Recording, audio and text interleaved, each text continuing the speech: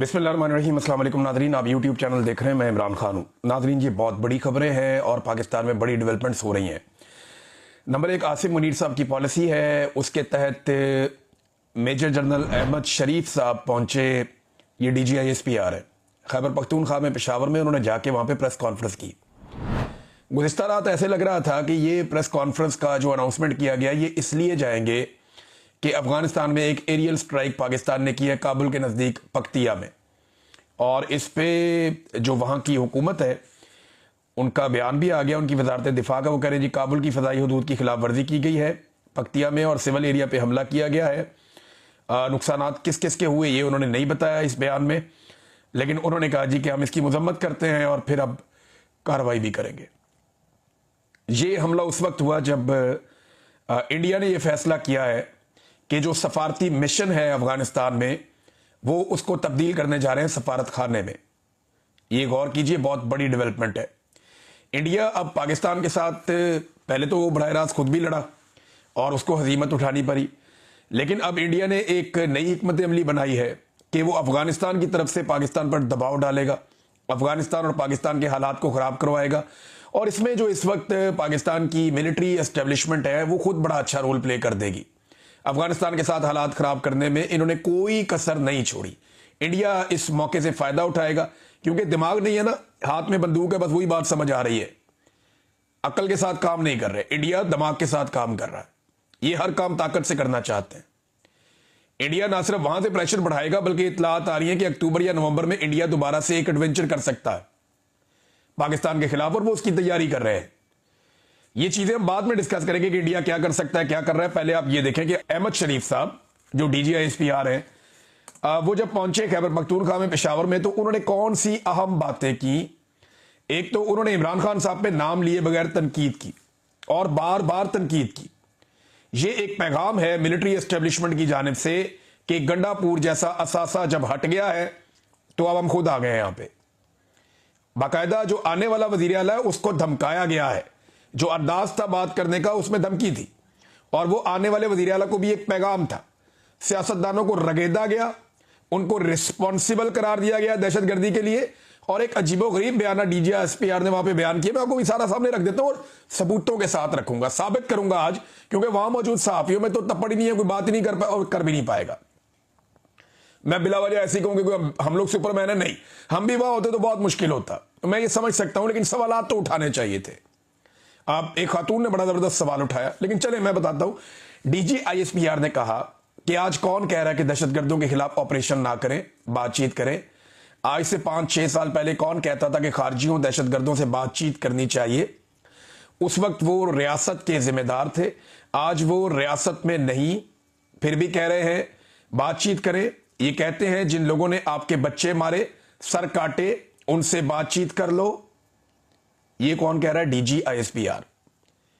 जबकि इसी फौज का सरबराह फील्ड मार्शल आसिम मुनीर और शहबाज शरीफ तारीफें कर रहे हैं एक ऐसे मुआहदे की जहां पे 70,000 फलस्तीनी कत्ल किए गए, और वो कत्ल करने वाले इसराइल, जिसको आलमी सतह पे लोग दहशतगर्द कहते हैं, उसके साथ मुज़ाकरात और डील के ऊपर ये लोग दिन रात शादियाने बजा रहे हैं।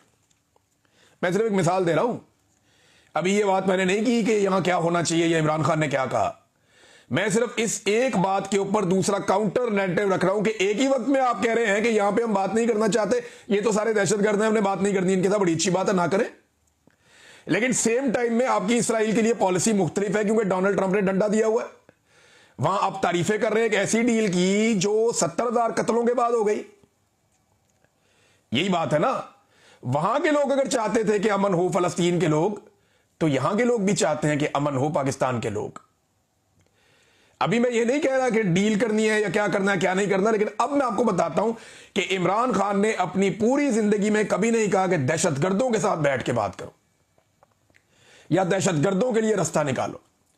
ये अभी जितने भी इमरान खान साहब का बयानिया है, इमरान खान साहब क्या कहते हैं? अफगान हुकूमत के साथ बात करो, कबायली लोगों के साथ बात करो, जरगा बुलाओ, अफगानिस्तान के लोगों का भी, पाकिस्तान के कबायली लोगों का भी, और फिर खैबर पख्तूनख्वा की हुकूमत को इन्वॉल्व करो। ये इमरान खान कहता है। इसमें दहशतगर्द कहां से आ गए? इमरान खान कहता है कि दहशतगर्दी खत्म करने के लिए आपको गुफ्तगू भी करनी चाहिए आपस में तमाम फरीकैन के साथ। या सादा और कर लेते हैं इसको, इमरान खान कहता है मुतासरीन से बात करो, वो कब कहता है दहशतगर्दों से बात करो? इमरान खान तो नहीं कहता। हां, दहशतगर्दों से बात करो ये कौन कहता है, मैं आपको भी निकाल के सुना देता हूं, बल्कि आपको दिखा भी देता हूं। ये नादरीन आप स्टेटमेंट देखिए, ये स्टेटमेंट राणा सनाउल्लाह साहब का है और इस स्टेटमेंट के ऊपर इसकी तारीख भी लिखी हुई है। ये स्टेटमेंट है जी 7 जुलाई 2022। इमरान खान साहब की हुकूमत गिर गई थी अप्रैल के शुरू में 2022 में, तो मई जून जुलाई। इमरान खान की हुकूमत गिरने के 3 महीने के बाद उस वक्त का वजीर दाखिला राणा सनाउल्लाह, जो जनरल बाजवा का बेहतरीन, जनरल नदीम अंजुम का बेहतरीन साथी था, वो क्या कह रहा है? The parliamentary committee on national security unanimously agreed to continue talks with Tehreek Taliban Pakistan. All the politicians attending the meeting agreed on having a dialogue with the banned outfit. All the proceedings will be supervised by the parliament. ये राणा सनाउल्लाह कह रहा है। कब कह रहा है? इमरान खान की हुकूमत गिरने के 3 महीने बाद। वो कह रहा है हम टीटीपी से बातचीत कर रहे हैं, हमारा इत्तेफाक हो गया, हम टीटीपी से बात करेंगे। दहशतगर्दों से बात करने की policy general Bajwa, general Nadeem Anjum और ये राणा सनाउल्लाह और इसकी हुकूमत की थी। वो अपने मुंह से कह रहा है कि हमने दहशतगर्दों से बात की है, हमने ये फैसला किया। फैसला हो रहा है जुलाई में, इमरान खान की हुकूमत जा रही है अप्रैल में, डाल देते हैं इमरान खान पे कि वो लेकर आया दहशतगर्दों को।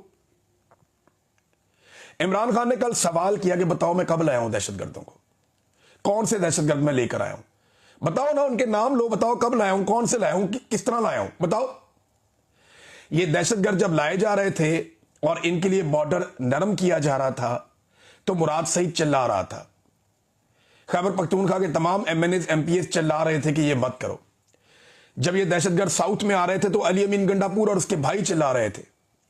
गंडापुर ने यहां तक कहा कि हमारी पुलिस दहशतगर्दों को गिरफ्तार करती है, हमारी मिलिट्री एजेंसियां वो आती हैं और आकर छुड़वा लेती हैं कि ये हमारे असासी हैं, इनको छोड़ दो। अब आप बताइए, इसका जवाब दीजिए कि जब पुलिस ने बारहा ये कहा कि हम दहशतगर्दों को पकड़ते हैं, फौज आके छुड़वा के ले जाती है, अब हम क्या करें? बार बार कहा। तो इन दहशतगर्दों को कौन लेकर आए? ये इल्जाम आप इमरान खान पे डाल के बरी जिम्मा नहीं हो सकते।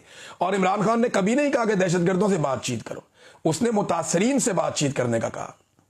और आज मुतासरीन कौन है? कबायली इलाके के रहने वाले लोग, चाहे वो अफगानिस्तान में चाहे वो पाकिस्तान में, हमारे गयूर कबायली। दूसरे मुतासरीन कौन है? अफगानिस्तान की हुकूमत और खैबर पख्तूनख्वा की हुकूमत। इन चारों से आप बात करें। इमरान खान ने कब कहा कि आप जाके किसी दहशतगर्द से बात करें या टीटीपी के लीडर को सामने बिठा के उससे बात करें? ये तो उसने कभी नहीं कहा। तो एक जगह आपकी कोई पॉलिसी है, दूसरी जगह आपकी कोई पॉलिसी है। एक और स्टेटमेंट देखें डीजीआईएसपीआर का। इन्होंने कहा कि खैबर पख्तूनख्वा में जानबूझकर दहशतगर्दों और सहूलतकारों को जगह दी गई, खुमियाजा अवाम भुगत रहे हैं। किसने दी ये जगह?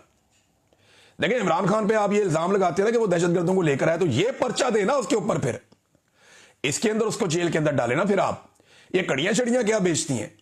कभी घड़ी डाल देते हैं, कभी कहीं मुंह काला करवाते हैं, कभी कहीं मुंह काला करवाते हैं। और भाई इससे बड़ा तो जुर्म कोई नहीं हो सकता, इस पे डालो पर्चा, ये मुकदमा चलाओ।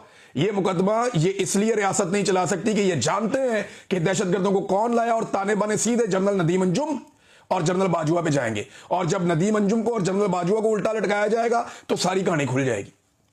वो सारी कहानी बता देंगे किसने क्या किया और किसने मेरे से क्या काम करवाया और कौन किस जगह पे कितना इन्वॉल्व था और ये लड़ाई किस लिए बढ़ाई जा रही है। मादनियात का क्या किरदार है, अमेरिका को कैसे राजी करना है, एक नई लड़ाई जो है डॉलरों वाली, उसके अंदर कैसे मुल्क को झोंकना है। ये वहां के मकामी लोग भी कहते हैं और बार बार कहते हैं। तो दहशतगर्दों को कौन लाया ना। अब ये नई आने वाली हुकूमत को भी दबाया डीजीआईएसपीआर ने, उनको भी धमकाया। ये जरा आप स्टेटमेंट देखें। पख्तूनख्वा में जो दहशतगर्दी है इसके पीछे सियासी और मुजरिमाना गठजोड़ है, ये भी उन्होंने कहा। सियासी और मुजरिमाना गठजोड़ है, यानी पाकिस्तान तहरीक इंसाफ, वहां पे लोग उन्हें वोट डाल रहे हैं। खैबर पख्तूनख्वा के लोग दहशतगर्दी से मुतासर हैं, दहशतगर्दी से तंग हैं। उन्होंने परवेज खटक को दौर में वोट डाला पीटीआई को, 2018 में उससे ज्यादा वोट डाला पीटीआई को, 2024 में उससे ज्यादा वोट डाला पीटीआई को। अगर फौज की पॉलिसी ठीक होती तो इतना वोट तो ना पड़ता पीटीआई को, फौज को पड़ जाता या फौज की जमातों को पड़ जाता। भाई ये वाइड सूबा है ना जहां पे वोट लोगों ने गिनवा भी दिया बैठ के कि नहीं हमने अपनी हुकूमत लेनी है। बाकी जगह पे तो इन्होंने 2 नंबरी कर दी, फॉर्म 47 जालसाजी कर दी। लेकिन खैबर पख्तूनख्वा में इतना सख्त रिएक्शन था कि यहां पे 2 नंबरी भी नहीं कर सके। फॉर्म 47 जारी किए, लेकिन इतनी बड़ी तादाद में लोगों ने यहां पे सब कुछ होने नहीं दिया। अब खुद बता रहे हैं DGSPR के 14,500 से ज्यादा ऑपरेशन किए गए। सवाल यह है कि 14,500 ऑपरेशन करके आप अमन कायम नहीं कर सके तो वो फॉर्मूले पे आ जाए ना। आप जो मुतासरीन हैं उनसे बात करें, उनके साथ बैठें। अगर आपकी पॉलिसी काम कर रही होती तो आज बलूचिस्तान में अमन ना होता। वहां पे तो आपकी अपनी हुकूमत है, आपके अपने कठपुतली पिछले कई दहाइयों से बैठे हुए हैं। बलूचिस्तान का तो बेड़ा गर्क कर दिया, वहां अमन ही नहीं है। अगर फौज के कंट्रोल में बलूचिस्तान की तरह खैबर पख्तूनख्वा दे दिया तो खैबर पख्तूनख्वा की भी वही हालत हो जाएगी जो आज बलूचिस्तान की है, क्योंकि वहां पे फौज की पॉलिसी चलती है। बेड़ा गर्क हो गया वहां पे, कोई वहां पे सरकार हुकूमत आई नहीं, कोई सरकार आई नहीं वहां पे, वहां पूरा कंट्रोल है। कोई वहां बंदा जा ही नहीं सकता, आप रात को ट्रेवल नहीं कर सकते, इंटरनेट वहां पे बंद है, मोबाइल वहां पे बंद है। वहां सिर्फ एक ही काम हो रहा है, मादनियत निकालो पचाओ बस। अमेरिका को कंसाइनमेंट दिया बहुत बड़ा, और भी दे देंगे ट्रंप को राजी करने के लिए। तो बात यह है कि बलूचिस्तान की जो हालत हो गई है, वहां तो मिलिट्री एस्टेब्लिशमेंट का पूरा कंट्रोल है, सियासी वजूद ही नहीं है। तो क्या यही हालत कर दी है खैबर पख्तूनख्वा की भी, कि यहां से सिर्फ मादनियात नहीं निकलेंगी और लोग सिसकते रहेंगे, लोग अजीबोगरीब जिंदगी गुजारते रहेंगे। बलूचिस्तान के हालात आप देख लें, नोगो एरिया बन गया है, कच्चे के हालात आप देख लें। रात के वक्त गाड़ियां नहीं अब गुजरती सिंध से पंजाब के बीच में, गुजरती हैं तो उनको स्क्वाड किया जाता है आगे पीछे, ये पुलिस की बहुत सारी गाड़ियां लगा के, कमांडोज की। अब वो नोगो एरिया बना हुआ है जी, कच्चे का इलाका भी, वो बड़े लीथल हो गए हैं डाकू। TLP पंजाब में इस वक्त सड़कों पे है, कश्मीर में दोबारा लड़ाई शुरू हो गई है और कश्मीर में इन्होंने फिर पर्चे देना शुरू कर दिए। मुजफ्फराबाद के SHO की मुद्दईयत में शौकत नवाज मीर समेत बहुत सारे रहनुमाओं पे मुकदमा दर्ज हो गया कि नीलम पुल के ऊपर इन्होंने ये किया वो किया, वो कत्ल के, इक़दाम कत्ल के और दीगर मुकदमा दे दिए। वादे शादे कोई पूरे नहीं किए, इन्होंने दोबारा चढ़ाई कर दी। पूरे पाकिस्तान में पाकिस्तान की मिलिट्री एस्टेब्लिशमेंट ने जंग लगाई हुई है। पंजाब के अंदर इन्होंने तय किया तरीके लब्बैक से, ये पुरअमन तरीके से आगे अपना आप एहतजाज कर लीजिएगा। अब वो सड़कों पर निकले हुए हैं, देव मार कुटाई चल रही है हर जगह पे, बंदे कत्ल भी हो गए, बहुत सारे जख्मी भी हो गए। वो रिजवी बरादरान भी आ गए, वो सड़कों पे आगे की तरफ बढ़ रहे हैं, पुलिस उन्हें रोक रही है। पूरे इस्लामाबाद में रास्ते बंद किए हुए हैं, पंजाब में रास्ते बंद किए हुए हैं, कंटेनर लगाए हुए हैं जगह जगह पे, और ये एक नया तमाशा पूरी दुनिया को दिखा रहे हैं। IMF के साथ इनकी जो डील हो रही थी, वो जो एक डील होती है स्टाफ लेवल, वो अभी तक साइन नहीं हुई, उसकी इनको अलग परेशानी है। इकॉनमी का बेड़ा गर्क कर दिया पाकिस्तान में, गिलगित बल्तिस्तान से लेकर कराची तक, गवादर तक इन्होंने पाकिस्तान के हालात पर बात कर दी। और ये सियासतदानों पे कैसे इल्जाम लगा सकते हैं? ये सारे फैसले मिलिट्री एस्टेब्लिशमेंट के थे और उन्होंने ये फैसले किए। और अब मिलिट्री एस्टेब्लिशमेंट का फैसला है कि खैबर पख्तूनख्वा पे उन्हें पूरा कंट्रोल चाहिए। अब ये पूरा कंट्रोल करने के लिए सुहेल अफरीदी एक रुकावट है।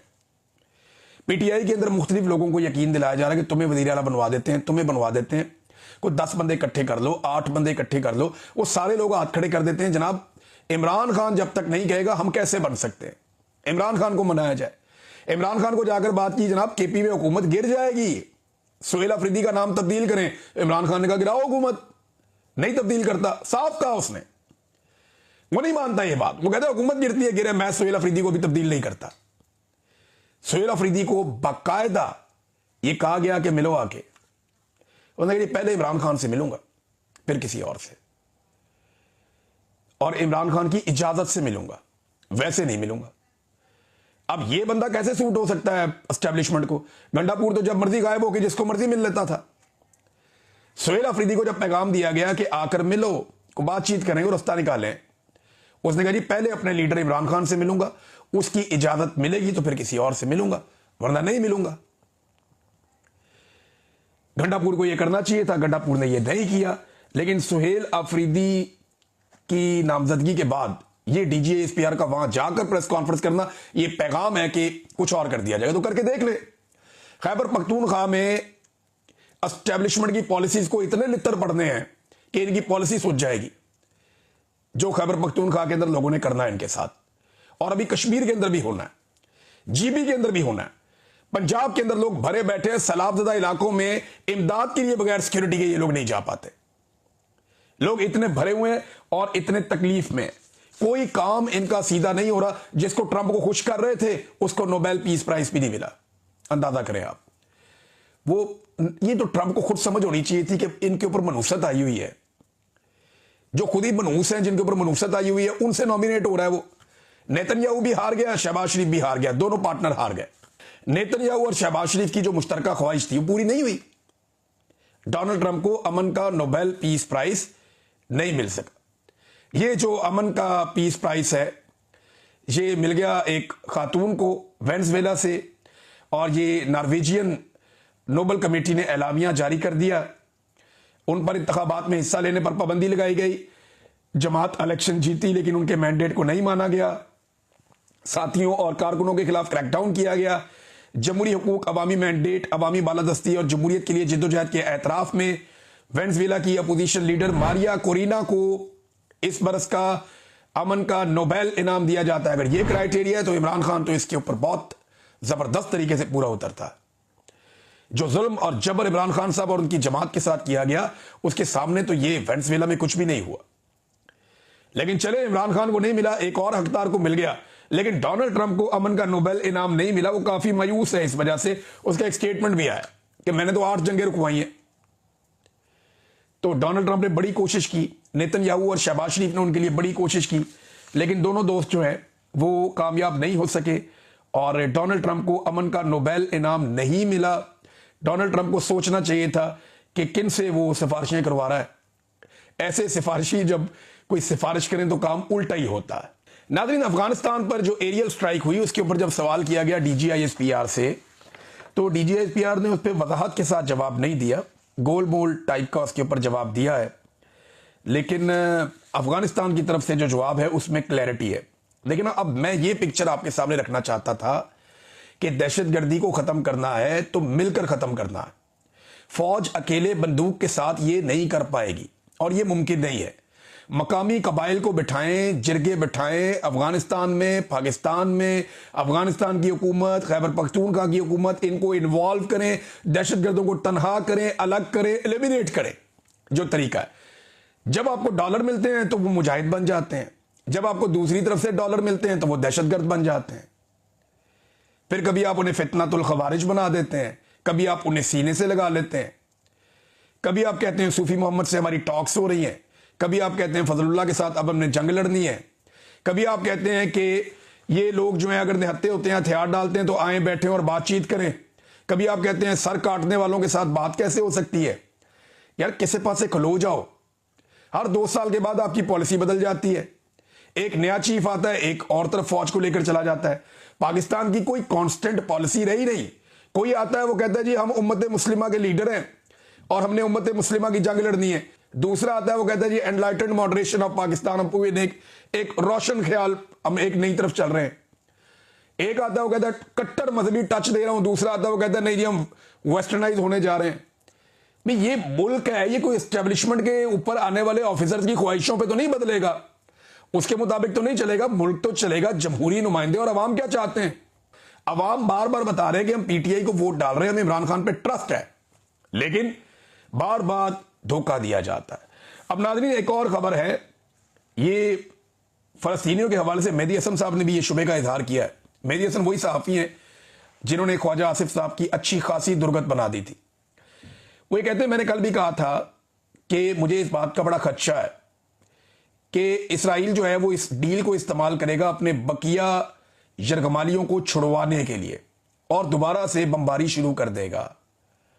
और इसराइल के फाइनेंशियल मिनिस्टर ने इस बात को कंफर्म कर दिया कि वो यही चाहते हैं कि पहले वो अपने कैदियों को छुड़ाएं और उसके बाद दोबारा से हमास के ऊपर हमला करें। और याद रखिएगा, अब अगर दोबारा इसराइल ने हमला किया ना फलस्तीनियों के ऊपर, तो सबसे ज्यादा नजला ट्रंप के उन खुद साख्ता तर्जुमानों पे गिरेगा जो पाकिस्तान में बैठे हुए, जिनकी ट्रंप ने टका के तारीफें की और जिन्होंने ट्रंप की टका के खुशामद की और जिन्होंने हर जगह पे ट्रंप साहब ने ये कर दिया, ट्रंप साहब ने वो कर दिया, ये मुआहदे से वो हो जाएगा, ये मुआहदा कामयाबी की एक सीढ़ी है, हम इसको ये करना चाहते हैं, वो करना चाहते हैं। दुनिया बता रही थी कि यहां बदनीयती मौजूद है और हमास ने वो मुआहदा कभी कबूल नहीं किया जो एग्जैक्टली डोनाल्ड ट्रंप ने कहा था। दोबारा बमबारी होती है तो आप समझ लें कि बयानिया फिर बढ़ जाएगा मौजूदा पाकिस्तानी हुक्मरानों का भी। नाज़रीन, पाकिस्तान तहरीक इंसाफ को अब चाहिए, क्योंकि ये पॉलिटिकल प्रेस कॉन्फ्रेंस थी, DGISPR की जानिब से, तो पॉलिटिकल प्रेस कॉन्फ्रेंस का पॉलिटिकल जवाब होता है और पॉलिटिकल जवाब उसका आना चाहिए। यानी अब ये जिम्मेदारी है उमर अयूब साहब की, ये जिम्मेदारी है शिबली फराज की, असद कैसर की, जुनेद अकबर की, खास तौर पे शानदाना गुलजार साहब है वहां पे, बाकी जो खैबर पख्तूनख्वा के लोग हैं जिनको सियासी दहशतगर्दों का गठजोड़ करार दिया गया, जिस पॉलिटिकल पार्टी के लीडर के ऊपर इतने बड़े बड़े इल्जामात लगाए गए, हालांकि जब वो हुकूमत में था एक भी तालिबान वापस नहीं आया, और जब उसकी हुकूमत गिर गई तो उसके बाद पॉलिसी पहले बनाई गई जुलाई में, और जुलाई के बाद से तालिबान आना शुरू हो गए, और वो चिल्लाता रहा, उसके साथी चिल्लाते रहे कि ये मत करो, और इन्होंने कर दिया बगैर किसी मुशावरत के, बगैर किसी कंसेंसस के। ये अंधाधुंध फौज के कहने के ऊपर तालिबान लेकर आ गए पाकिस्तान में। उस वक्त की मिलिट्री की आदत ये चाहती थी। इसमें अगर लटकाना है और पकड़ना है तो जनरल बाजवा को और जनरल नदीम अंजुम को पकड़े। जनरल फैज पहले ही आपके पास है, उससे पूछेंगे क्यों तालिबान को लेकर आए पाकिस्तान में। एक और नाज़रीन जो खतरा है वो खतरा ये है कि action and aid of civil power, ये एक कानून है, ऑर्डिनेंस है खैबर पख्तूनख्वा में। अगर इसको खत्म कर दिया गया तो फौज के पास खैबर पख्तूनख्वा में खुद से ऑपरेशंस करने का इख्तियार कानूनी तौर पे खत्म हो जाएगा, और ये सुहेल अफरीदी ने आके कर देना है। देखें 3-4 गारंटीज इस वक्त मिलिट्री एस्टेब्लिशमेंट चाहती है। नंबर 1 मादनियात वाला bill, number 2 military operation, number 3 ये जो action and aid and civil power वाला बिल है ये मौजूद रहे, और कुछ चीजें और हैं जो वो चाहते हैं खैबर पख्तूनख्वा में मौजूद रहे। इनके खिलाफ तो कोई भी पार्टी नहीं जा सकती। इस वक्त अपोजिशन ने इतनी सी भी कोशिश नहीं की कि वो अपना वजीर आला लेकर आए। उन्हें पता है कि वो फैसले वो भी नहीं कर पाएंगे, लिहाजा पीटीआई को ही आने दो। और पीटीआई के अंदर इमरान खान ने जिसके ऊपर उंगली रखनी है, चाहे सुहेल है या कोई भी है, वही वजीर आला खैबर पख्तूनख्वा बनेगा। कोई और एडवेंचर अगर करना है एस्टेब्लिशमेंट ने तो करके देख ले। इससे पहले जो इन्होंने कामयाबियां समेटी हैं पाकिस्तान में, ये और समेट लें। ये खैबर पख्तूनख्वा को बलूचिस्तान बना देंगे अगर इनकी बात सुनी तो। अब तक के लिए इतनी, अपना ख्याल रखिएगा, अपने इस चैनल का भी। अल्लाह हाफिज़।